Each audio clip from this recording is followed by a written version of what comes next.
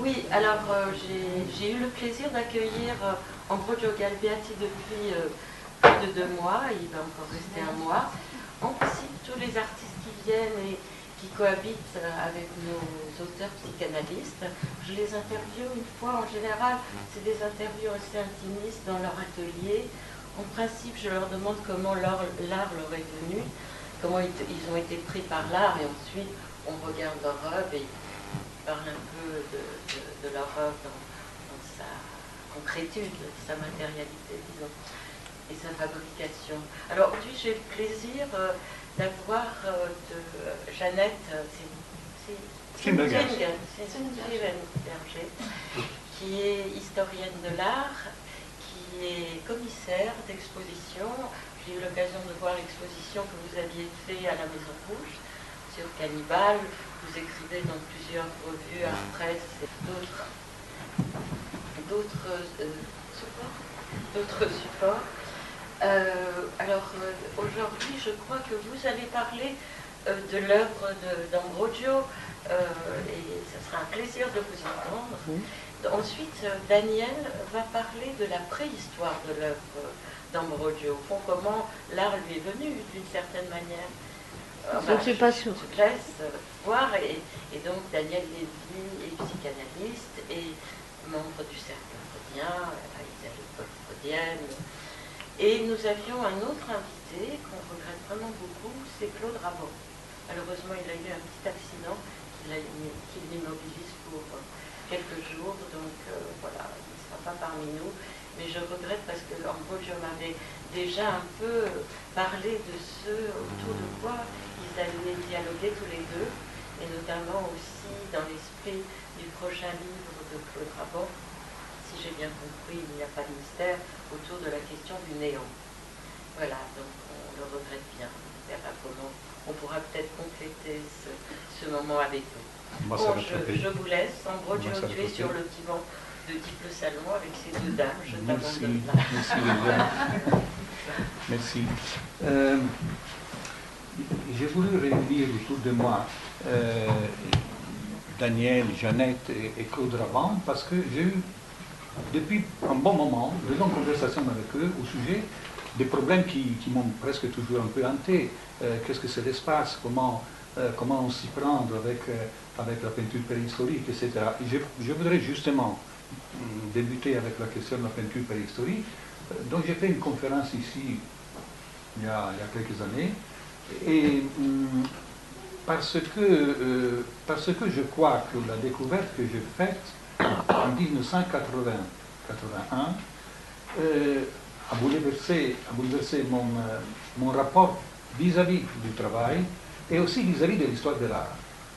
Et c'est justement ça que j'ai parlé longuement avec Daniel de ça, parce que j'étais confronté à des problèmes que je n'arrivais pas bien à saisir. À la fois, pour vous situer un peu la question, moi j'ai visité cette grotte préhistorique qui date du néolithique, donc il y a 6000 ans à peu près. Je suis entré tout à fait par hasard parce que j'étais au bord de mer, c'était un endroit magnifique, on m'avait dit qu'il y avait une grotte préhistorique. Je ne m'intéressais pas particulièrement à la préhistoire, mais quand j'ai vu des reproductions dans un bistrot, de macro-reproductions des peintures qui étaient dans cet endroit, soudain j'ai eu l'impression, j'ai eu envie de les voir. Pourquoi? Parce que depuis toujours j'étais intéressé à la peinture de Paul Klee. Et si vous connaissez un peu la peinture de Paul Klee, vous savez bien que Paul Klee, des dernières années, de 1930 jusqu'à sa mort, peignait beaucoup des choses faites avec un seul geste, c'est-à-dire des sortes de hiéroglyphes, qui décrivaient une situation, etc. Et justement, la première impression que j'ai eue en regardant ces peintures, que je pourrais vous montrer une autre fois, c'était le fait une sorte de proximité. Et je me suis dit, je veux voir ça. Alors, quand j'ai vu ça, on descendait 20 mètres, 30 mètres sous terre, noir complet, etc. Et la première chose que j'ai remarqué, j'avais des difficultés à me déplacer, parce qu'on ne voyait rien. Et moi, j'ai pensé rentrer dans un endroit où les peintures sont là. Non, il n'y avait rien à voir. Il fallait chercher. Et en cherchant, j'ai découvert peu à peu qu'il y avait une certaine organisation dans l'espace de cette grotte. Donc je me suis dit, la question de l'espace n'est pas neutre. c'est quelque chose d'important.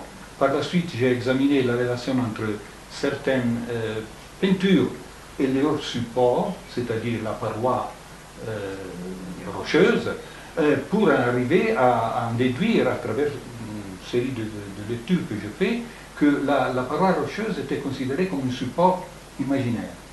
C'est-à-dire ceux qui peignaient dans cette grotte, c'était une projection de leur monde, de leur rapport à la réalité. Et donc la grotte en elle-même était une sorte de voile qu'on pouvait traverser. Et en effet, arrivé à la fin, il y avait un grand signe qui dominait toute la salle, et ce signe était fait de sorte que ces formes latérales, c'est un carré avec des triangles sur les côtés comme ça, et tout convergeait vers un point central. Et ce point central semblait être en arrière par rapport à l'image. Et donc je me suis dit, mais tiens, alors ça veut dire qu'il y a quelque chose derrière l'image, d'une part. Et d'autre part, il y avait quelque chose qui m'avait beaucoup impressionné avec ce signe, c'était que j'avais l'impression qu'on me donnait un coup de poing dans le ventre. C'était vraiment un coup de poing, dans le sens que je me disais que ça me touche, et je ne sais pas pourquoi.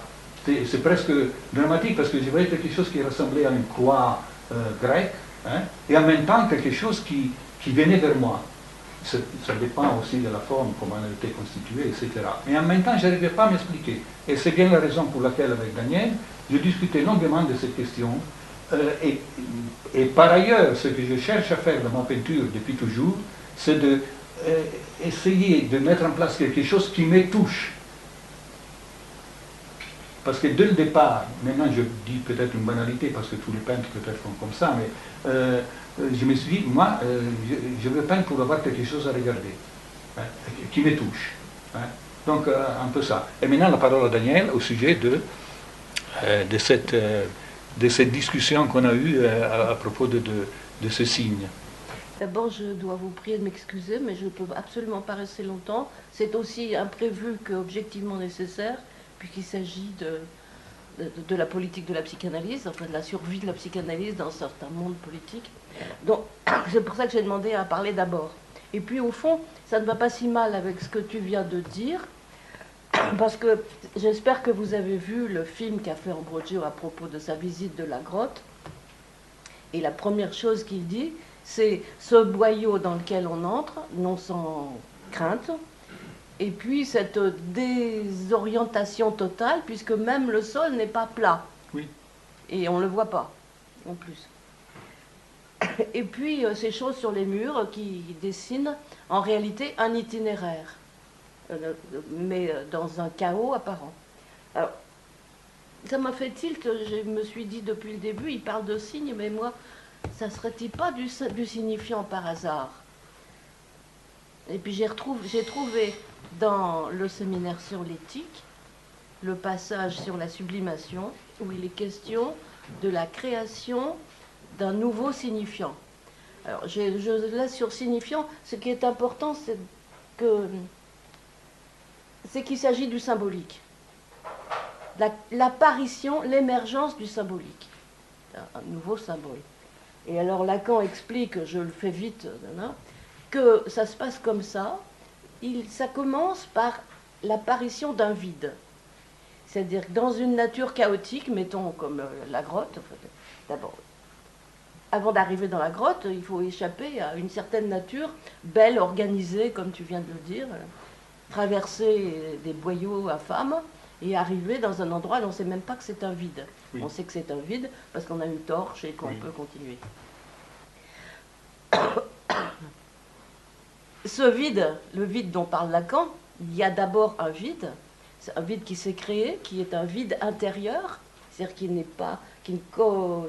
communique pas avec l'extérieur, qui est une espèce de truc là. Et c'est dans ce vide, sur les parois de ce vide, qu'on peut faire apparaître des symboles. L'exemple classique que Lacan donne, c'est le travail du potier. Donc il fait apparaître le vide et la paroi du vide en même temps. C'est-à-dire que c'est un petit peu moins clair qu'avec la grotte, où on a le vide qui est donné, chaotique, mais un trou dans le monde, quoi. Oui. Et la possibilité de faire des choses qui permettent de se repérer. Après, je te laisse le soin de commenter la figure du fond, là, la croix avec les triangles, Oui, qui c'est ce que j'ai dit effectivement... tout à l'heure. Oui.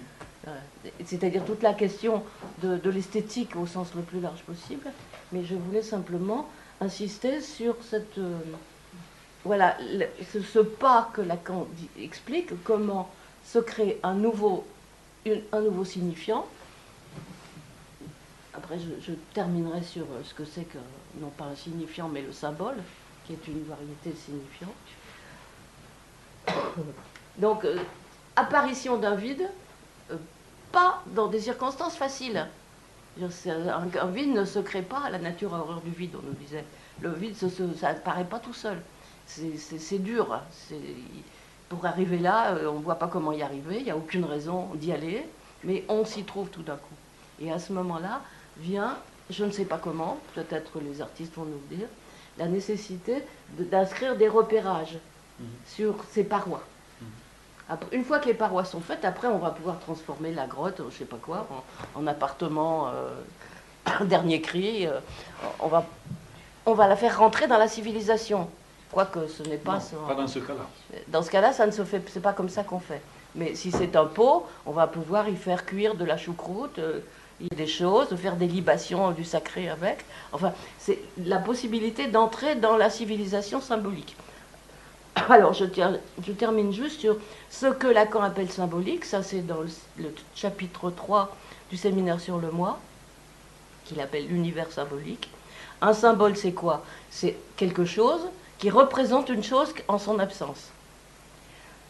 Les symboles, premier point. Donc, vous avez affaire à la représentation et plus à la chose. La réalité de la chose, elle est tombée dans les dessous. D'autant plus que les symboles, ça s'organise toujours. C'est-à-dire qu'il n'y a jamais un symbole qui apparaît là et un symbole qui apparaît là et un autre là, et puis après on se demande comment les relier. Non, ça apparaît en bande. Et c'est tout de suite en système. Alors, déjà Mauss, le premier des anthropologues français, avait remarqué que les règles de la société, celles sont les mêmes que les règles du langage. Enfin, tout ça, l'histoire du symbolique, c'est présent massivement dans la langue. Une langue, c'est un univers de symboles qui crée un univers, c'est-à-dire qui fait voir le monde d'une certaine façon et qui permet d'inventer à l'intérieur. C'est-à-dire qu'on se retrouve dans un monde où on est dans des représentations dont le rapport avec les choses qu'elles sont censées représenter est tout à fait énigmatique, inconnu, on ne sait pas.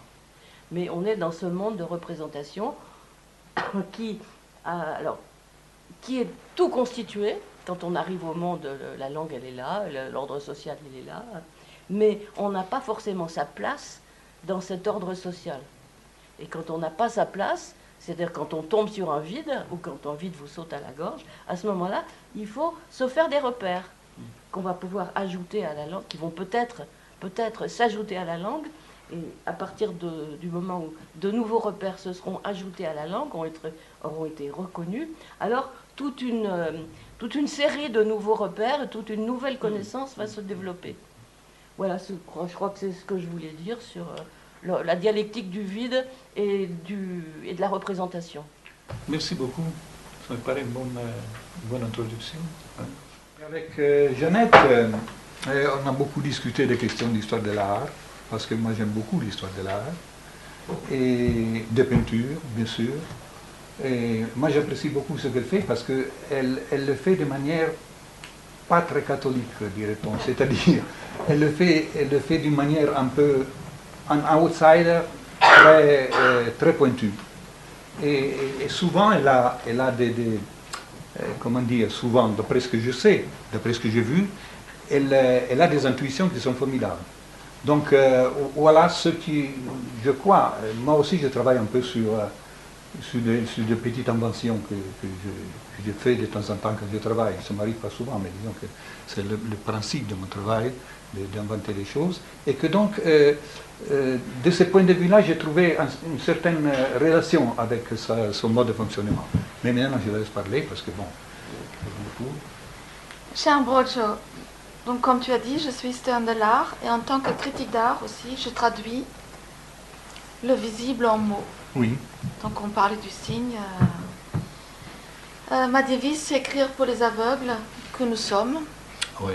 Donc je cite là Paul Klee. L'art ne reproduit pas le visible, mais il rend visible. Oui. Donc je te pose la question, quel est ton univers?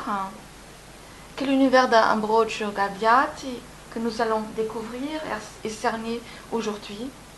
Qu'est-ce que tu nous donnes à voir?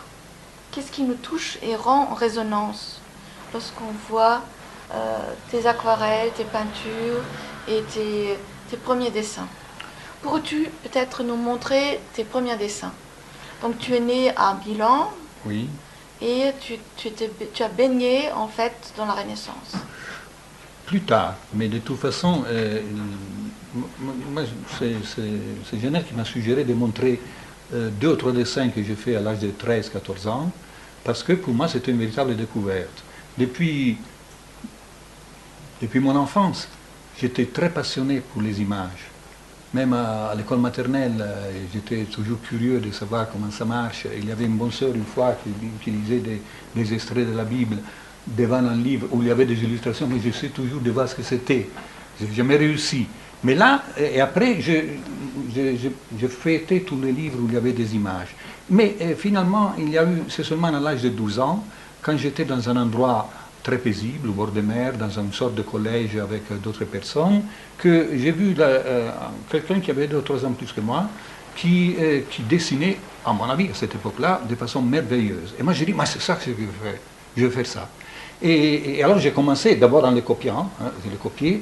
Deuxièmement, il commençait à mettre 2 ou 3 personnages dans ce qu'il faisait. Et moi, j'ai complété. Pour arriver finalement à quelque chose que moi, je considérais. Finalement, j'ai fait quelque chose qui est tout à fait à moi. Et maintenant, en le regardant, je vais vous le montrer comme ça en vitesse, en le regardant, je me suis dit, mais tiens, mais moi j'en suis encore là. À savoir qu'il y a, je vais vous montrer, il y a, je sais pas, peut-être 150 personnes là-dedans. Et ce sont c'est une guerre, une lutte de corps. Et bon, sont dessinés de façon très naïve. Je ne sais pas dessiner, c'est plutôt la mise en place d'un monde, selon moi. Tu avais quel âge à ce moment-là? 13 ans. Et est-ce que c'est une scène que tu as inventée ou est-ce que c'est issu d'une œuvre que tu as vue? Non, non, pas du tout. Monté, parce que moi j'ai regardé ce copain qui faisait cette chose. Il peignait surtout des batailles. Alors on s'est pris dans la romanité, dans les batailles, dans les choses comme ça, les choses qu'on étudie à l'école. Et là, je voulais faire moi aussi une bataille.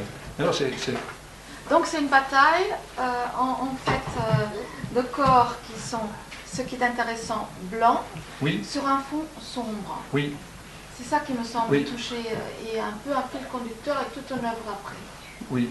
Donc cette bataille de corps, donc on peut et en plus, oui, et en plus, donc pourras-tu nous montrer la suite? J'ai fait une première année du lycée artistique, j'avais combien, 14, 15 ans, et j'ai copié Léonard de Vinci, hein, parce que j'aimais bien.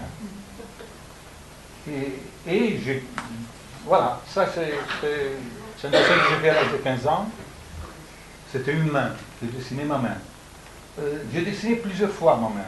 Encore maintenant, il y a quelques 5-6 ans, j'ai ici un carnet où j'ai une dizaine de mains,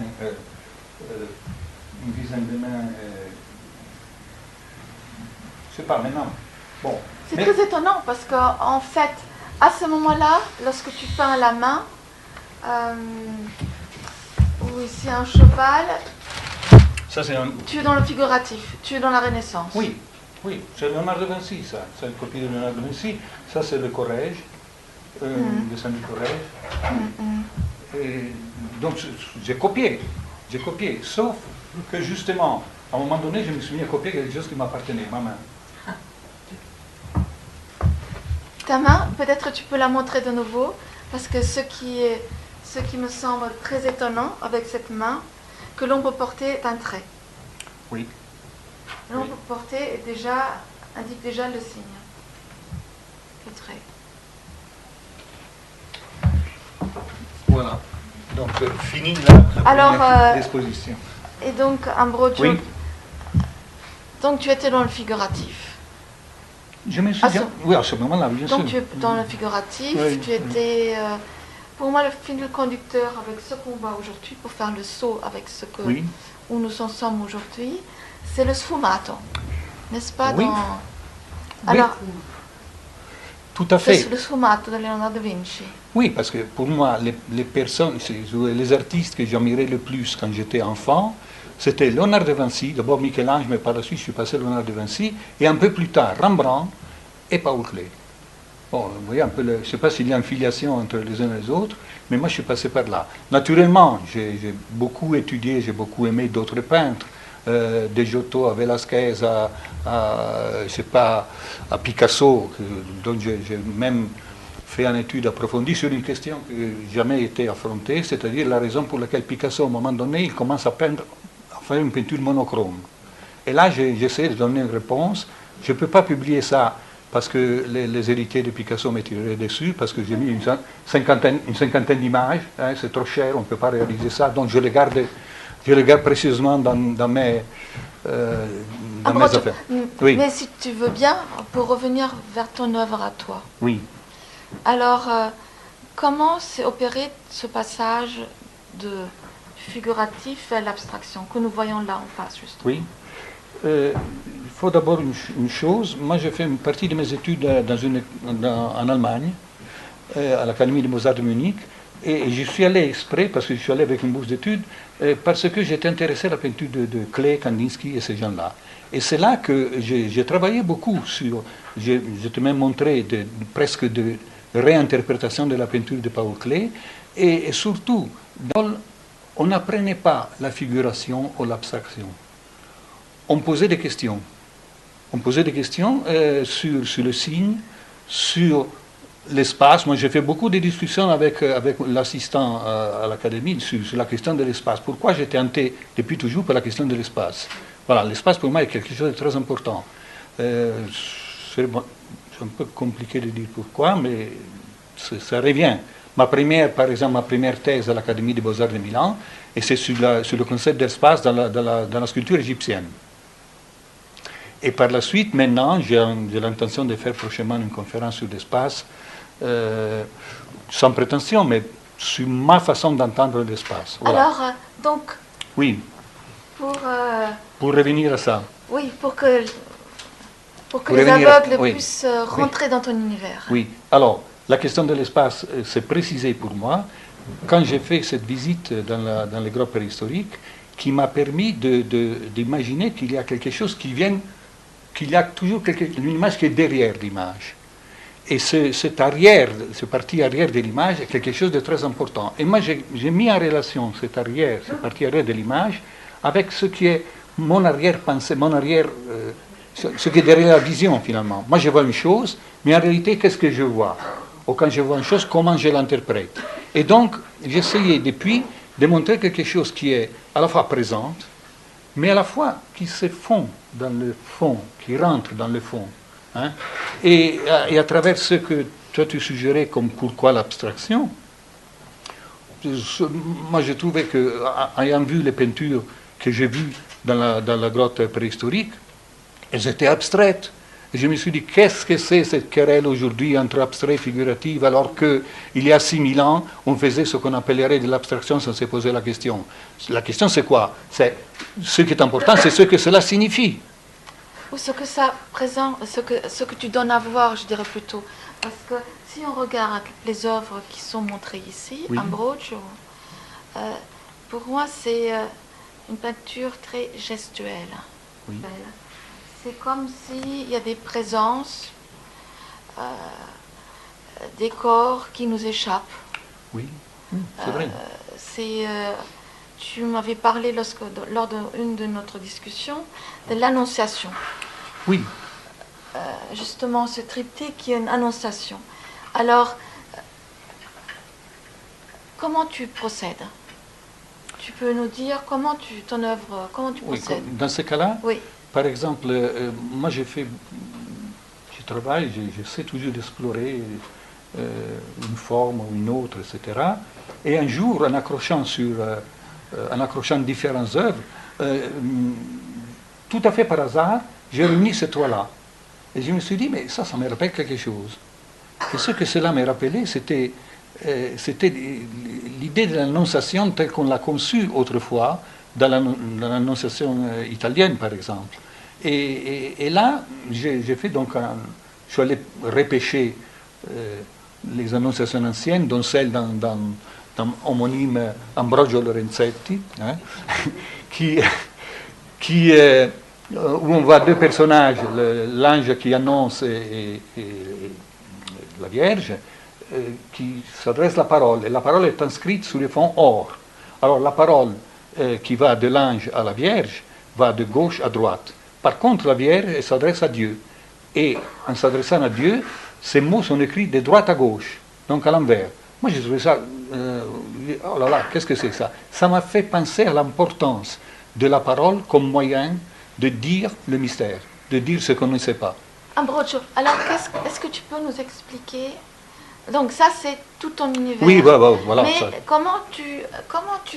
C'est des aquarelles? Oui. Quelle matière? Comment tu travailles? Oui, il faut dire, bon, je devrais commencer d'un peu loin, mais... Concrètement, là, cette œuvre, comment tu l'as fait? Concrètement. Ben, je pense un peu, si j'ai commencé à faire des choses en noir et blanc, c'est-à-dire avec l'encre de Chine, c'est parce qu'à un moment donné, en travaillant beaucoup sur la couleur, j'avais le sentiment que la couleur est en train de m'échapper. Parce qu'il y a quelque chose dans la couleur qui est très, très difficile, c'est sa maîtrise. Et la maîtrise de la couleur, parce que la couleur, c'est quelque chose qui nous échappe. On peut être transporté, on a une bonne main, on trouve facilement des accords, etc., et ça risque de nous échapper. Et là, j'ai voulu faire marche arrière, c'est-à-dire je reviens maintenant aux fondamentaux, et j'essaie de deviner un peu comment peut-on construire une forme, quelle peut être sa manière de la construire, pour revenir autrement à la peinture, en attribuant à la couleur. Ambrogio, donc là, c'est à l'encre de Chine? Oui. À l'encre de Chine, mais c'est très étonnant parce que l'encre de Chine, souvent, c'est des lignes. Ah, bien sûr. Et en fait, là, c'est un pan, c'est des gestes. Ça devient une peinture gestuelle. Oui. Alors, oui. comment... Parce que tu prends des grands pinceaux. Je vois toujours pas, Ambrogio. Non. Je vois toujours pas. Non, non là, par exemple, j'utilise les moyens que je connais. Moi, j'ai fait des copies de Rembrandt à une époque, des gravures, je veux dire, et j'aimerais beaucoup Léonard de Vinci.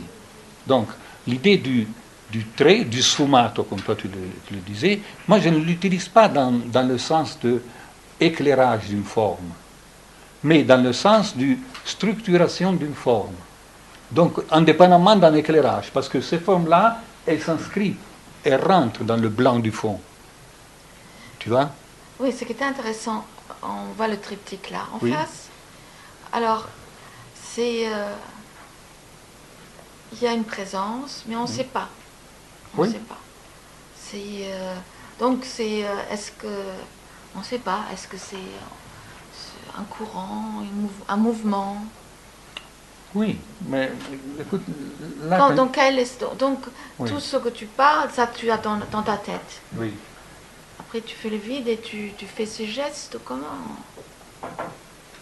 Parce qu'il y a deux choses qui m'intéressent. J'ai toujours essayé, depuis toujours, même dans les tableaux qui ont l'air d'être les plus abstraits, bon, où il y a moins de formes reconnaissables, j'ai toujours essayé de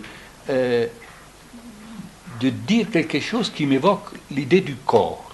Encore imaginé, encore rêvé, il faut le prendre comme on veut, c'est-à-dire quelque chose de corporel, quelque chose de physique. Et ce qui m'attire dans toute l'idée du corps, c'est d'abord une idée du mouvement, et l'autre chose, c'est une certaine sensualité.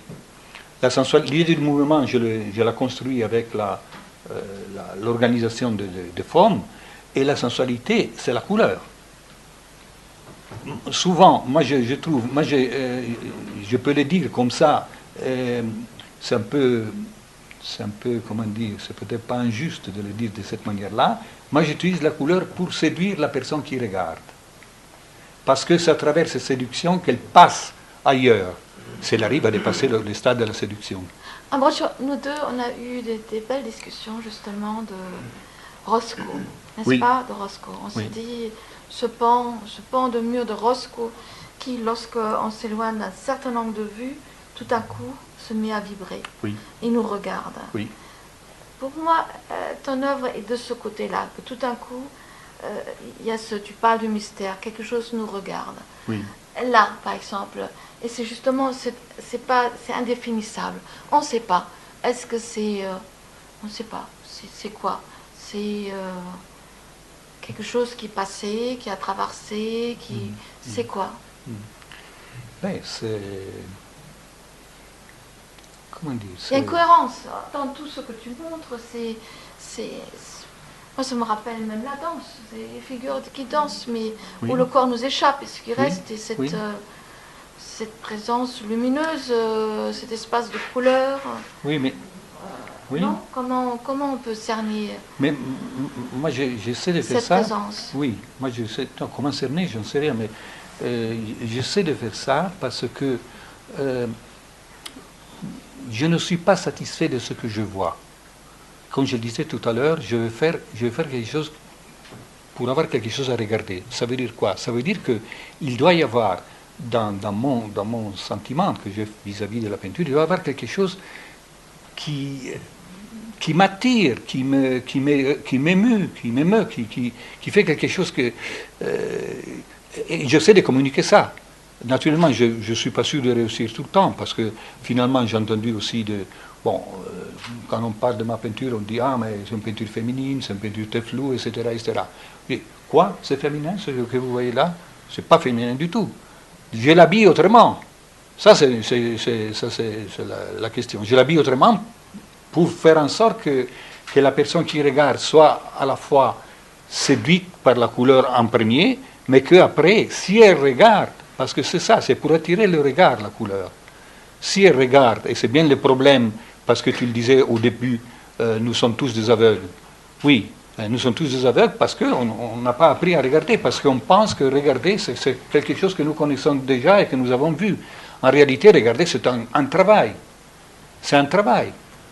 Tu parles de Rothko. Mais Rothko, combien de personnes passent devant la peinture de Rothko sans la voir? Qu'est-ce qui nous touche? Pour moi, on a parlé de Rembrandt. Pour moi, Rembrandt, c'est un des premiers où il y a la figure, mais ce qui compte, la figure n'est quasiment plus là, c'est l'espace. C'est l'espace qui enveloppe cette figure. Oui. Et pour moi, dans cet ordre-là, c'est dire, là, lorsqu'on regarde tout ce qui est exposé, c'est une sorte... parce qu'il y a des perceptions...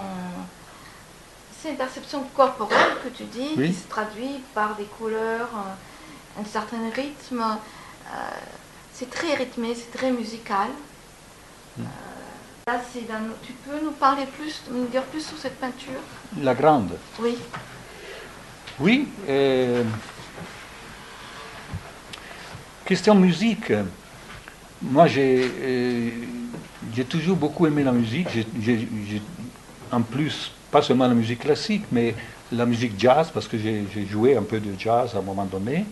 Et ce qui m'intéressait dans la musique, c'était justement la rythmique. La rythmique est le fait de traduire avec la sonorité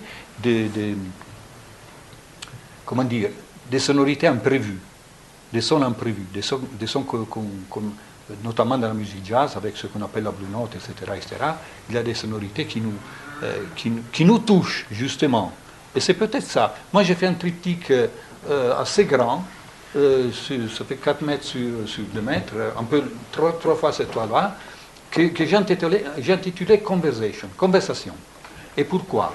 Parce qu'à l'origine, moi, quand j'ai joué la batterie à une époque, j'avais beaucoup d'admiration pour un batteur américain qui s'appelait Max Roach, qui était à cette époque-là le maximum. Et j'avais entendu de lui un enregistrement de 53 avec Charlie Parker, Charlie Mingus, Bud Powell et compagnie, où il faisait un solo. La solo était divisée en 3 parties. Il y avait un début, une partie centrale et une fin. Or, cet enregistrement avait été fait de façon artisanale par Charlie Mingus, donc un enregistrement, vraiment, on se disait, mais qu'est-ce que c'est ce truc? Ce qu'il y avait de particulier, c'était que les sons semblaient venir d'un autre monde, d'un monde très lointain, et qu'à un moment donné, cette rythmique était liée à cette apparition d'un son qui venait de loin. C'est exactement ce son que j'ai retrouvé dans on peut dire comme ça, dans la peinture préhistorique. C'est-à-dire quelque chose qui vient de loin et qui en même temps est présent. Et qui en même temps est très présent. Est-ce que tu veux dire que, en fait, tes œuvres, enfin ton univers, nous donne à voir une perception très archaïque d'un rythme? On parle de rythme, on parle de non, musique, je peux avoir la prétention de dire, je sais que beaucoup de peintres peuvent dire la même chose, donc prenez pas sérieusement ce que je dis, mais quand même, j'ai la prétention d'avoir trouvé quelque chose qui est présent chez beaucoup de peintres. Par exemple, on parlait de Cy Twombly. Cy Twombly aussi creuse dans le vide. Alors, pour moi, l'expérience de cette idée de creuser dans le vide était liée à une expérience spécifique qui était celle de la vision des grottes préhistoriques, qui m'ont donné, ou de l'étude des grottes préhistoriques, qui m'ont donné une conscience très précise du rapport que je peux avoir avec la peinture. Donc, je pense toujours à ça. Est-ce qu'on ne peut pas dire que, on a parlé de l'apparition, la disparition, c'est-à-dire, tu montres un terme épiphanie, cette émergence de quelque chose qu'on sent. Oui. C'est des espaces très tactiles, en fait, ce que oui. tu montres. C'est un espace tactile qu'on perçoit, et tu laisses justement ce mystère qu'on ne sait pas exactement, mais c'est ce sentiment-là de sentir quelque chose, de percevoir. Mais moi, je crois que c'est le problème de tout le monde, peut-être qu'on a besoin de voir quelque chose qui nous parle et qui soit en même temps apaisant, qui ne nous agresse pas. Moi, je connais beaucoup de peintres qui ont 10 fois plus de métier que moi et qui font des choses qui sont très bien. Sont même de bons, très bons peintres reconnus, etc. Mais je n'ai pas cette approche-là. C'est-à-dire, j'ai une approche différente, je me situe de façon un peu plus intime, un peu plus en arrière, un peu moins comment dire, un peu moins... J'aime pas l'agressivité.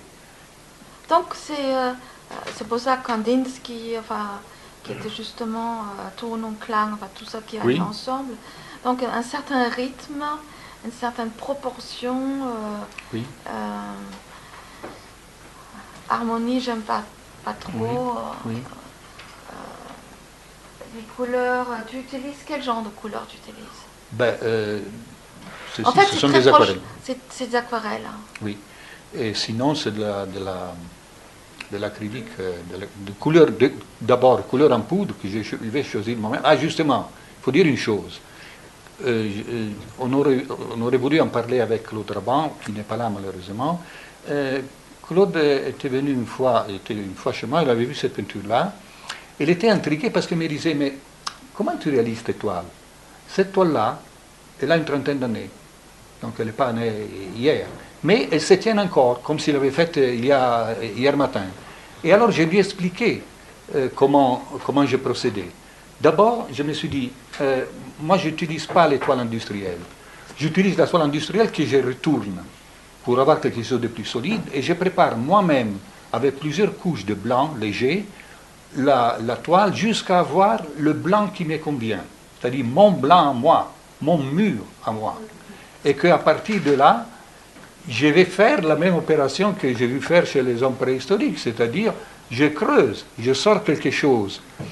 Mais comment? Au début des années 80, quand je faisais des grands tableaux comme ça, j'étais assis devant une toile, je me disais, qu'est-ce que j'ai fait là? Je regardais tout le temps le blanc, et à un moment donné, pour un effet optique, ce blanc devenait du noir, du gris. Et en même temps, ça m'a posé la question. Mais ce noir-là, c'est aussi le noir de ce que moi je ne sais pas.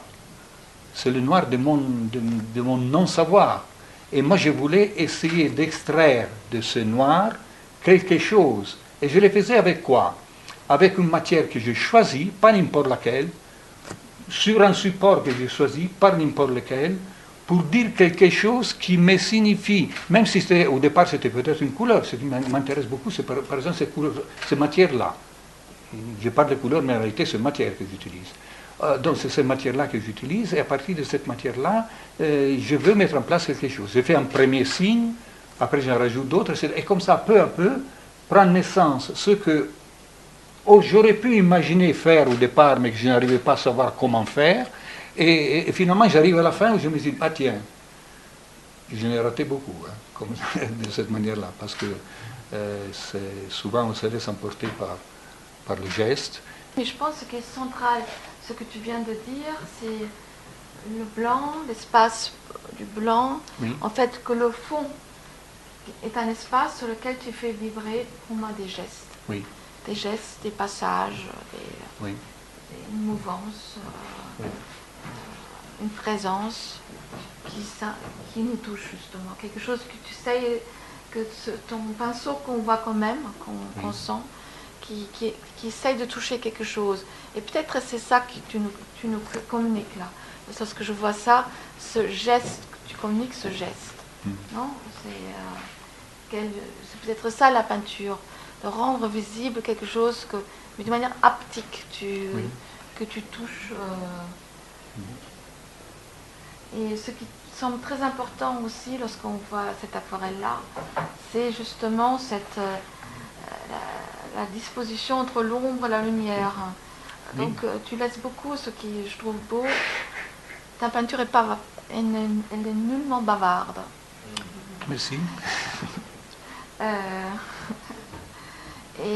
Alors tu laisses l'espace, laisse parler l'espace.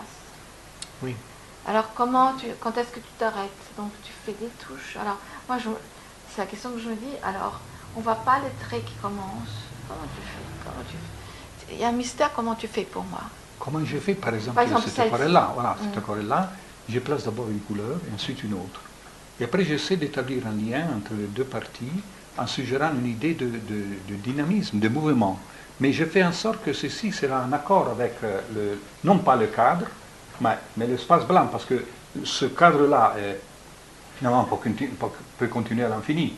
C'est un blanc que j'ai découpé en morceaux de l'espace, dans l'espace physique, que je transforme en espace imaginaire, dans lequel je vais introduire cette idée, des rapports aux choses que j'entretiens depuis toujours, c'est-à-dire suggérer une idée de dynamisme, une idée du corporel, de physique, et en même temps l'accentuer avec la présence de la couleur. Parce que lorsqu'on a parlé de l'Annonciation, enfin moi je suis aussi de la Renaissance, alors dans la Renaissance, il y a justement cet espace dans la rencontre de l'ange Gabriel avec la Vierge, et souvent il y a aussi des points de perspective, et il y a toute cette luminosité qui se dégage entre les personnes, et pour moi, c'est aussi des tâches parfois, pour moi tu es de ce côté-là, il y a cette oui, mais ça c'était... Écoute, mais ma formation à moi, mentale je veux dire, Oui. j'ai commencé quand vous avez vu là, copier Léonard de Vinci, après quand j'ai fait l'académie, j'avais 20 ans, etc., j'ai voyagé partout en Italie, j'ai vu tout ce qu'il y avait à voir, et donc j'ai pris conscience de cette chose qui est là, dans l'histoire. Mais après, j'étais intrigué par autre chose. Alors, j'ai découvert l'Allemagne, Paul Klee, tout le monde, Paul Klee pour dire, et la culture allemande, surtout. Et après, la culture française. Donc, moi, je suis un peu au milieu de tout ça. Je navigue un peu à vue, mais finalement, ce sont ces trois éléments-là qui font mon identité. Je ne peux pas dire, bien sûr, ce qui prime, ça peut être certainement là. Oui, mais je dirais, pour parler parce que ça, tout ça tu as digéré, heureusement, tu l'as digéré pour amener une œuvre qui pour moi est très, quasiment céleste. C'est un truc c'est comme, comment, enfin genre céleste dans le sens aérien. On perçoit là des vibrations,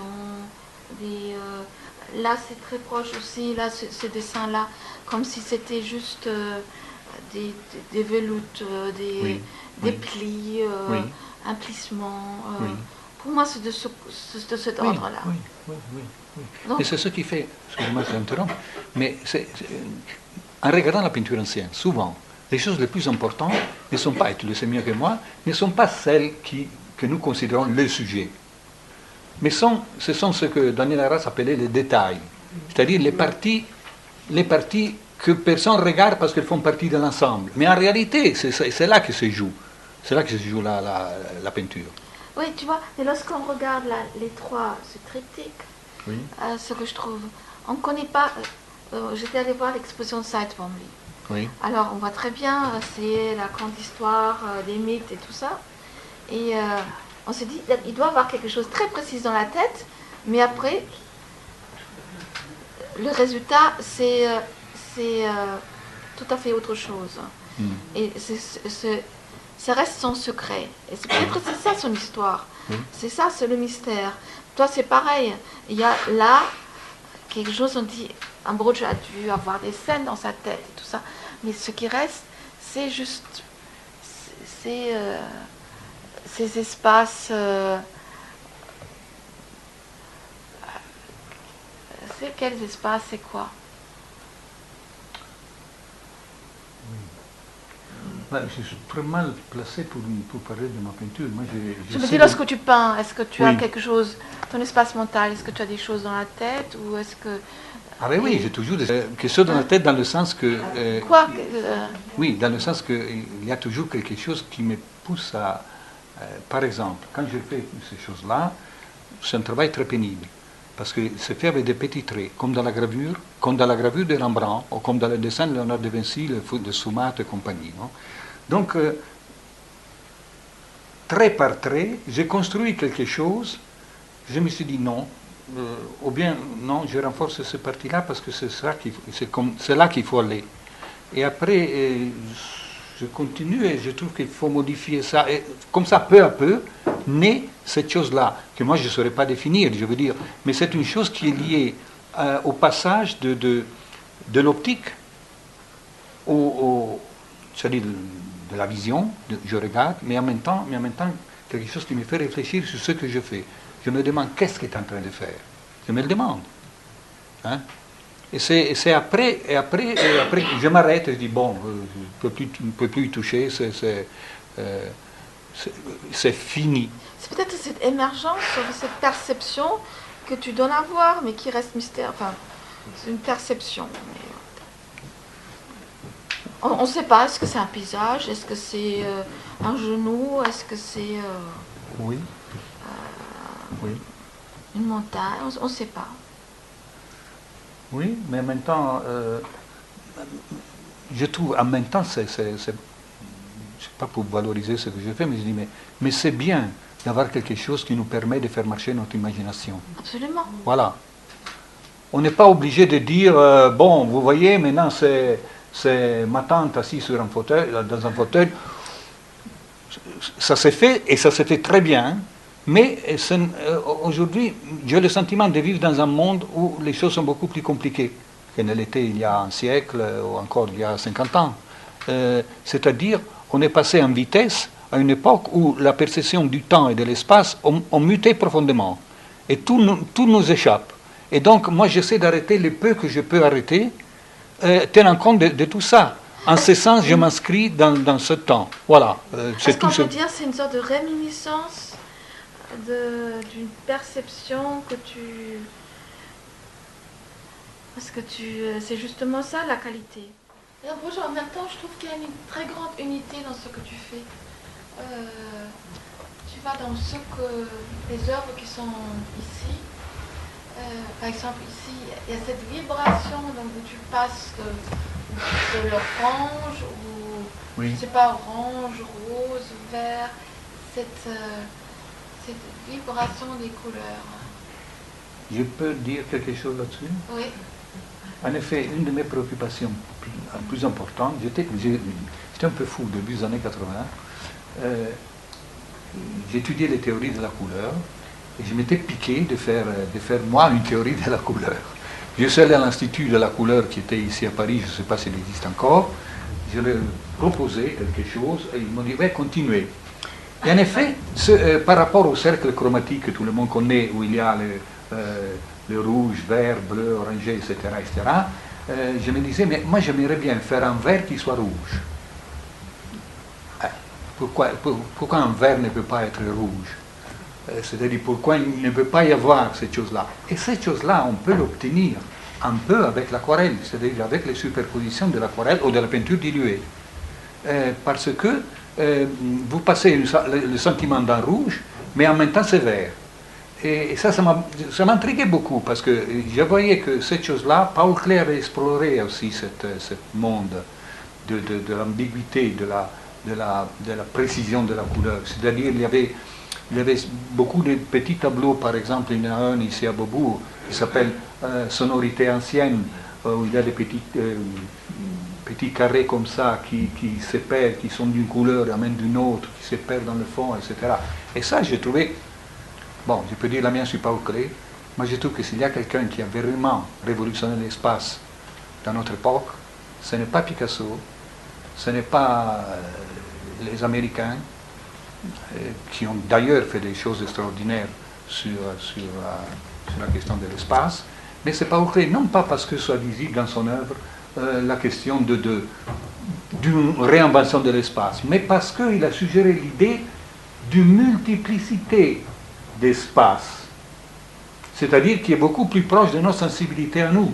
Moi, si je dois me référer à quelqu'un aujourd'hui, j'ai étudié beaucoup la peinture de Pollock, je l'ai vu des centaines et des centaines de fois, je l'ai commenté, etc., de Kooning, de Rothko et d'autres. Et à un moment donné, je me suis dit, bon, ça c'est extraordinaire ce qu'ils ont fait, j'en ai profité d'ailleurs. Mais en même temps, je me suis dit, il y a quelque chose là qui manque. Et c'est quelque chose là qui manque, je l'ai trouvé dans la peinture de Paul Klee, sous une forme qu'aujourd'hui on dirait, oui, mais c'est une vieille chose. Non, mais c'est le sentiment qui agite sa peinture qui est intéressant. Le sentiment, quand je dis le sentiment, c'est-à-dire la précision du sentir à propos des choses qu'il montrait. C'est un peu comme ce que Picasso disait de Cézanne. Ce qui nous intéresse, c'est son anxiété. Voilà. Ce qui nous touche, c'est son anxiété. Et c'est ça que moi, personnellement, je trouve dans la peinture de Paul Klee, non pas l'anxiété, mais je veux dire cette multiplicité des vues qui font en sorte que je le sens beaucoup plus proche de moi aujourd'hui que par exemple la peinture de Pollock. Parce qu'une fois examiné tout ce que Pollock a fait, je me suis dit, il a fait un bon parcours, il a fait un parcours exceptionnel, un peintre extraordinaire. Et qu'à un moment donné, il arrive au tableau qui est toujours à Beaubourg, qui est une sorte de silhouette sur fond gris, blanc-gris, et où il essaie de... Je crois que c'est peut-être une des ultimes toiles qu'il a fait, où en même temps vous ne savez pas si ce que vous voyez c'est une fente qui s'ouvre à partir d'un espace blanc, ou bien si c'est une silhouette qui émerge à partir d'un espace blanc. The Deep, oui, il s'appelle The Deep. Voilà. Et donc, une fois que vous avez fait le tour de la peinture de Pollock, vous dites c'est génial, c'est extraordinaire. Mais personnellement, ça ne me suffit pas. Je regarde encore Paul Klee, Oskar Schlemmer, les gens du Bauhaus qui ont fait des choses de ce point de vue-là extraordinaires, mais qui ont été relégués aussi. Vous pensez un peu, excusez-moi, je parle un peu, mais maintenant je m'arrête tout de suite. Je pensais un peu à la peinture d'un peintre qui est inconnu, parce que Paul Klee, tout le monde le connaît maintenant, mais Oskar Schlemmer, personne ne le connaît, ou très peu de gens le connaissent. Je me souviens que quand il y a eu l'exposition Paris-Berlin en 1979 ici, que il y aura une grande exposition Oskar Schlemmer à Metz, dans quelques mois. À Metz, à Metz, ce centre Pompidou, donc ce retard va être... Alors, en gros, je pense à... Parce que moi, je parle aux aveugles, là, à moi-même d'abord. Alors, je vois ce tableau-là au fond. Tu vois, je me dis, c'est gonflé, c'est totalement gonflé. Donc, il y a ce fond, on ne sait pas très bien ce que c'est, un fond blanc, il y a un peu un bleu, et puis il y a des traits verts, jaunes, c'est comme une sorte on parlait de danse, de rythme, de traits comme ça, en même temps, un bouquet, comme un bouquet en même temps, c'est gonflé, au-dessus il met du blanc. Donc moi je me souviens des discussions que nous avons, parce que c'est toujours un grand plaisir de parler avec un Ambrocio Oh, peinture réciproque. ancienne. C'est un artiste, il perçoit la peinture vraiment au niveau de pictural, des traits, la sensualité, cette couleur avec cette couleur-là. On ne sent justement plus dans le signifiant. On est juste dans cette résonance de couleurs et comment c'est orchestré, cette résonance des choses. Et je dirais le pan de Proust, le pan blanc de Proust. Et c'est ça que tu nous fais toucher. Tu parles de la musique. La musique, justement, on n'est pas dans... Lorsqu'on entend la musique, on se repose de toutes ces significations. Et c'est pour ça peut-être cette harmonie que tu cherches, et c'est dans ces résonances, et c'est peut-être là l'harmonie, et certaines couleurs, harmonie des couleurs, comme en musique, fonctionnent ensemble. Et c'est peut-être...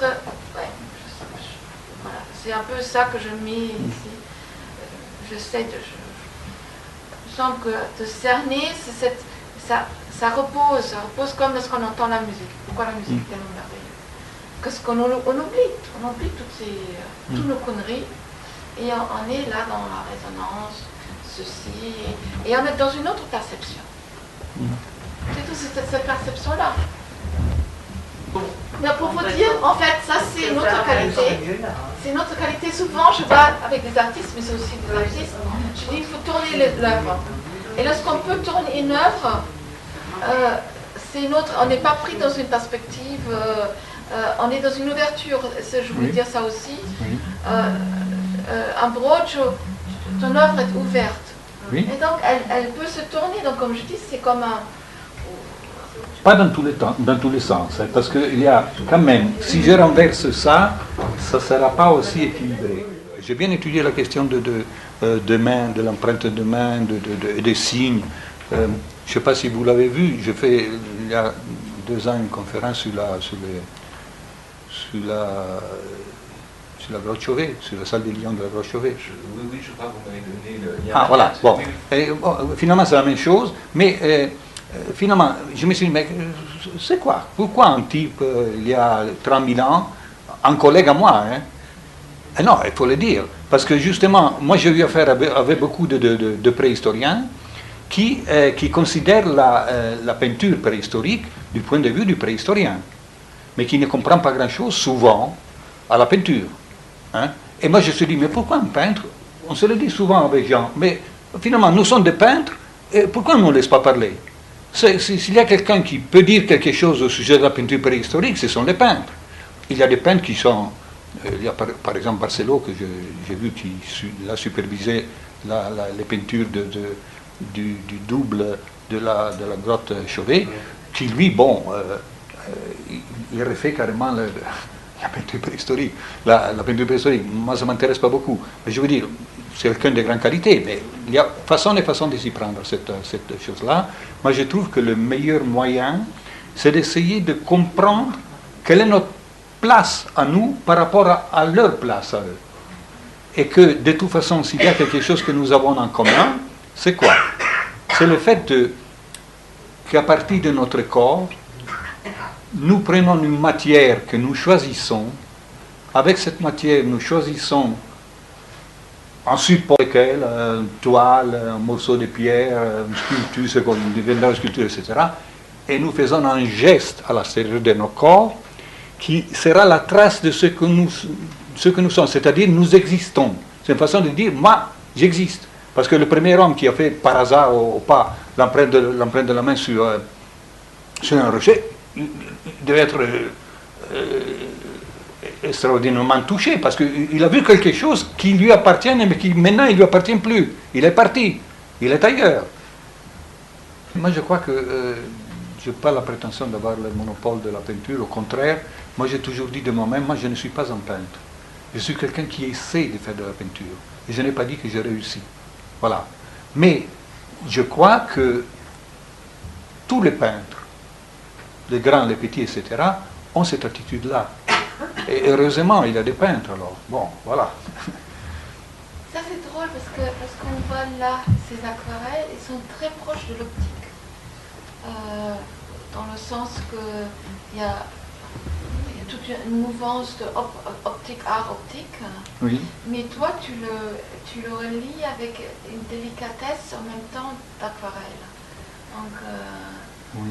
cette optique, on parlait de sfumato, on parlait de... Et donc, vous avez posé la question comment le spectateur entre dans la toile. Je pense que c'est justement ce questionnement. On se dit, c'est quoi ça? Ah oui. Qu'est-ce qu'il représente? Ah oui. On est capté par... Et c'est un Broccio qui se questionne et qui nous amène dans son propre questionnement. J'ai dit, où est-ce que sont mes peintures? C'est le même sentiment que j'ai quand je suis rentré dans les grottes. Je me disais, les peintures, elles sont où?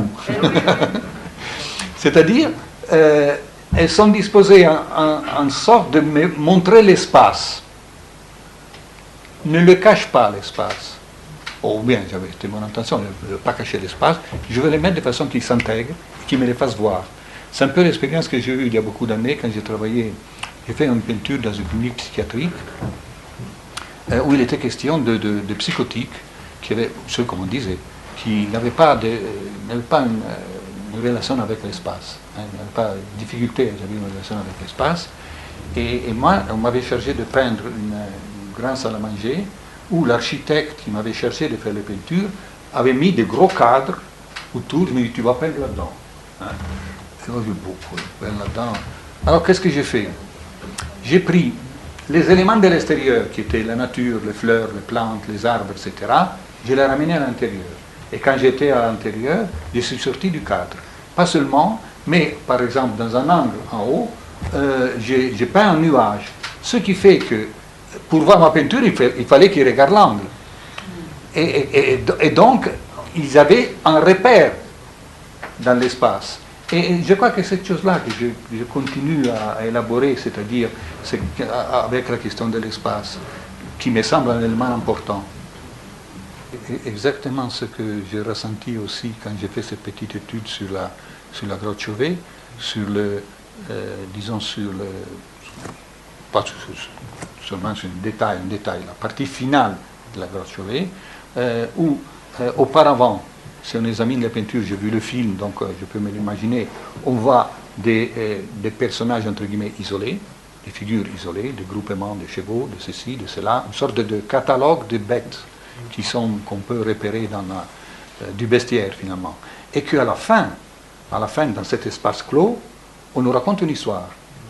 Et l'histoire, elle est lisible à travers la reconstitution de l'espace. Quand j'ai pensé à cette chose de la grotte Chauvet, c'est parce que j'étais devant un parterre de préhistoriens, psy, etc. Il y avait une photo de la grotte Chauvet, là. Et tout le monde parlait de peinture. Ah, je dis, mais c'est quoi ça? Ça, c'est pas une peinture. Ça, c'est l'image d'une peinture. Mais la peinture, c'est autre chose. Parce que pour comprendre la peinture, il faut l'inscrire dans un espace.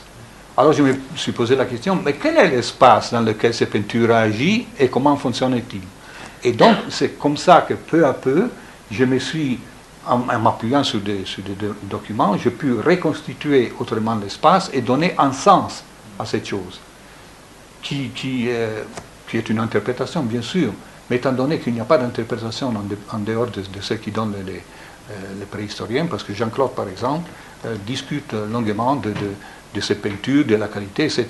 Je dis, bon, et alors, ça ne me dit rien. Ça ne me dit rien dans le sens que, pour moi, la peinture, c'est quelque chose qui fait passer des choses, hein, qui les fait sentir. Et alors, si je dois me dire que c'est beau, parce que c'est magnifique, parce que c'est ceci, parce que c'est là, ça ne m'intéresse pas. Moi, je veux savoir quel est le moteur de cette histoire. Les moteurs, c'était quoi? C'était quelque chose de très important, de vital pour ces gens. Et c'est la raison pour laquelle, quand je pense à la peinture préhistorique, et je pense à nos jours aujourd'hui, je me dis, il faut que la peinture, au moins dans la mienne, il y ait quelque chose de vital, qui nous rappelle l'élément fondateur de notre vie. Sinon, on est mort. Merci beaucoup pour cette remarque. Oui. Bon, peut-être on peut boire un petit coup pour nous...